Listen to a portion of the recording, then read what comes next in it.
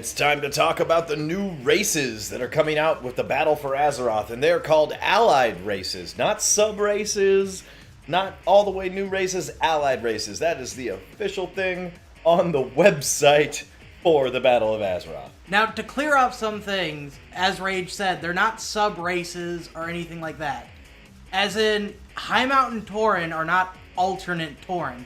They are their new race listed under your faction that you will unlock. Mm-hmm. They will have their own class selections and all this, but they're not just going to be a customization feature for your race. So if you're playing a Nightborn elf, it is not an alt blood elf. Nope. And so what we're going to do in this video is first walk through all the new races, and then some of the class combinations that are available on the website that you'll see here on the screen. And then we're going to show some footage from BlizzCon and talk about how these new races also affect the new leveling system that's coming in. Alright, so I think we just hop right in and look at the classes. Jumping right in, we have the High Mountain Tauren, and their class options currently, this is subject to change by the time the expansion comes out. Absolutely. But as we know now, they can be druids, hunters, monks, shaman, and warrior. And so that's what they look like here. We got our female version and our male version. Woohoo! There we go. And so there's the classes there. The Alliance gets the Lightforged Draenei, and we have our male and our female versions. And the classes that they can play are Hunter, Mage, Paladin, Priest, and Warrior. Which, to me, makes sense. Perfectly. Well, you have the two key classes of the Light right there with Priest and Paladin. Exactly. And, you know, Mage, Warrior, Hunter, that's just kind of your standard WoW flavor. Yep, absolutely.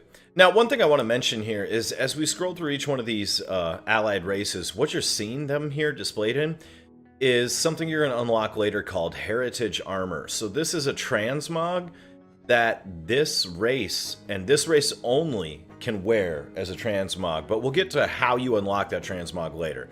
But these transmogs will become something that you can actually wear. So then we get to the Nightborn with the Horde. And the Nightborn, as their options, are Hunter, Mage, Monk, Priest, Rogue, Warlock, and, of course, Warrior. And there we are. We got our female version and our male version. That kind of a little more spindly version of a Night Elf almost, but they're for the Horde now, for the Nightborn. So if you ever wanted to play a Night Elf on the Horde side, next best option. There you go. And if you ever wanted to play a thing that resembled a Blood Elf on the Alliance side, or a High Elf, we have the Void Elves. And the Void Elves are a group of elves that Illyria Windrunner has helped pull back from the madness of the void that they were dabbling in. And so they have joined the Alliance with Illyria. So there's our male version and our female version. And that is the Heritage Armor that they would be able to unlock. And their classes are Hunter, Mage, Monk, Priest, Rogue, Warlock, and Warrior. And then we have the two that do not have their class combinations up yet, but that is the Zandalari Trolls, as we see here on the left, and the Dark Iron Dwarves here on the right. And you could speculate all day on what these two will get. I imagine you'll see quite a bit of crossover between regular Trolls and Zandalari Trolls, just as with Dwarves and Dark Iron Dwarves. You know, you can assume Warrior, probably Shaman on the Troll side, you know. Yep. Maybe even Shaman on the Dwarf side, because normal Dwarves can be Shaman as well. Yeah, so, you know, look forward to that. So, these two down here, and just as an overall, kind of want to specify, how do you go about acquiring these races? And how do we go about recruiting them? Why are the Nightborn on the Horde side? Why are the Void Elves on the Alliance side? And what they've told us is that as you quest through the new expansion, the Battle for Azeroth, and you reach level 120, you need to reach out to get more forces for both the Horde and the Alliance to battle with each other.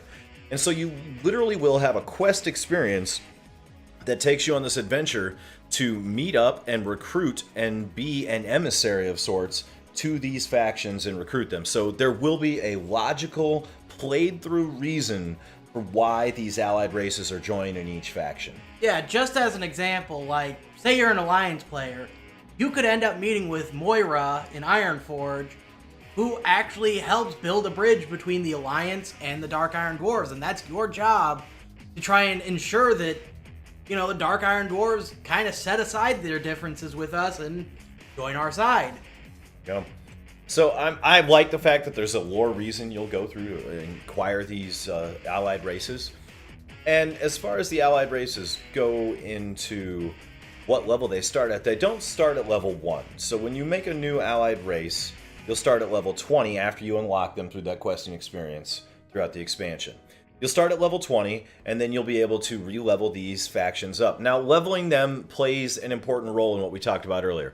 All these heritage armor sets that we have here that we're scrolling through on the screen, these are unlocked when you reach one of these allied races from level 20 all the way up to 120, and then you unlock that transmog for them. Now, it's just for that race.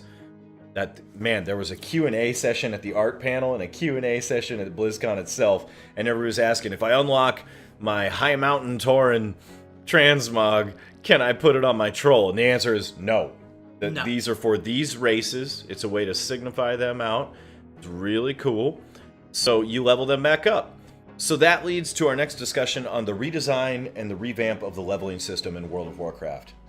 Yeah, so how it works is, if you remember in Legion, all the zones are level scaled, where, you know, there's no order to go through. You don't have to go High Mountain first, then Val-Shara and all that. No. You can go to any one of them in any order as you see fit. Well, that is being extrapolated upon and brought back into Vanilla, into Burning Crusades, Wrath of the Lich King, but not directly. You can't just go, alright, I'm outside of Northshire, time to go to Outland. No, the 0 to 60 zones, or 20 to 60 zones for these allied races, will be combined so that anywhere in the eastern and western kingdoms where you could have quested before, you will be able to 0 to 60. To a point. They did mention, like, you know, if you're an undead and such, you can't just go straight to Eastern Plaguelands and such. They do feel like there's some merit to certain zones feeling dangerous. Yeah. So there will be some flexes in there. But the big thing that I wanted to focus on was the flex system in the expansions. Right now it's very formulaic. You hit level 58, you go to Outland, you do some dungeons there, you do a couple quests, then you go up to Northrend. And they wanted to open that up now. Yeah. So when you hit level 58, you get to choose. Do I want to go to the Burning Crusade or do I want to go to Northrend? Or do a mix and match of both. Or a little bit of both. Or do you, when you hit level 68, past that point, do you want to go to Cataclysm or do you want to go to Mists? Well, actually, I think that it's up to 80 what they did. Okay, up to 80? Because I think how it works is Burning Crusades and Wrath are both 60 to 80. Okay. And then they combined Cataclysm and Mists from like 80 to 9,500, maybe something like that. And then I don't know where Warlords and Legion are going to fall into this. Don't say Warlords. I mean, it does exist. Don't say that. We're past that. Rage has certain feelings on that expansion. But yes, all in all, it's going to work. Vanilla is going to go up to 60. Now, zone to zone, it'll vary a little bit. You know, Westfall will probably be like, you know, 10 to 60. But, you know, Searing Gorge might be 40 to 60. Yep. Some zones have some limitations, but it does still fix leveling. And it also applies that if you're level 20 and your buddy's level 33 and you're in a zone where you can both level, it's just like on the Broken Isles. You can now level together due to the flex system that's implied in leveling. Yeah. So that's also a huge thing for working on these new tunes. It incentivizes leveling them to re-experience this leveling experience. It makes it just as easy. You have your heirloom gear and everything else like that. And it allows you to do that. Of course, you can always pay to have a paid character, you know, race change or anything else like that once you unlock them.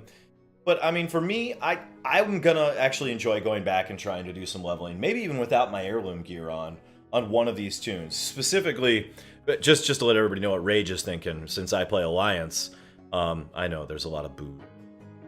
I'm going to try the Void Elf out, you know, because I play an emo demon hunter, and I figure why not get more purple? Couldn't hurt. But, you know, the Lightforged Drain Eye sounds cool, too. The entire experience sounds really cool. And it sounds like they've incentivized going back through and leveling from 20 all the way up to get this kind of armor, and then to experience getting these races and seeing how they play out with it. So I'm pretty excited about the allied races, and I'm pretty excited to see what happens. What are your thoughts down below on the new leveling system and on the allied races and how we go about unlocking those? So let us know your feedback. We'd love to hear from you, and we would like it if you could like and subscribe this video, share it with a friend. Always share. Sharing is caring. Peace, people.